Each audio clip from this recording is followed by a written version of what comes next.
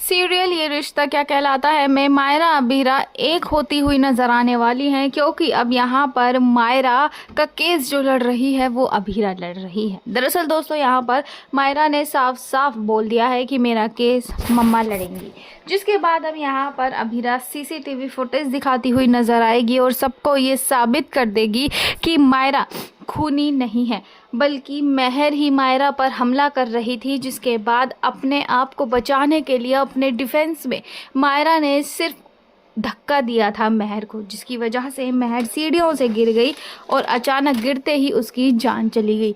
इसमें महर की गलती है, मायरा की कोई गलती नहीं है। जिसके बाद दोस्तों अब यहाँ पर कोर्ट भी ये बात मान लेगी कि अबीरा बिल्कुल सही कह रही है, मायरा बेकसूर है, उसने कुछ भी नहीं किया है, उसने जो कुछ भी किया था अपने डिफेंस में किया था। यहाँ पर अबीरा और मायरा के रिश्ते सुधरते हुए नजर आएंगे और कोर्ट बिल्कुल ये साफ साफ शब्दों में कह देगी कि मायरा कातिल नहीं है।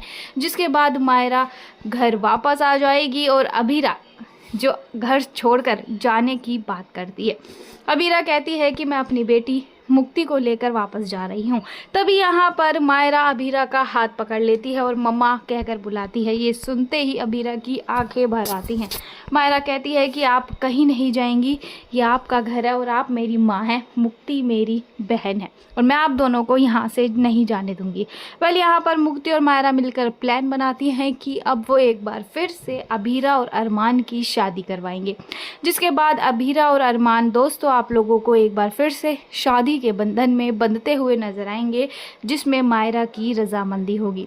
लेकिन दोस्तों विद्या ये शादी इतनी आसानी से नहीं होने देगी। विद्या अबीरा और अरमान के रिश्ते में जहर घोलती हुई नजर आएगी।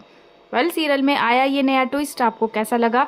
कमेंट सेक्शन में अपनी राय जरूर से जरूर दीजिएगा।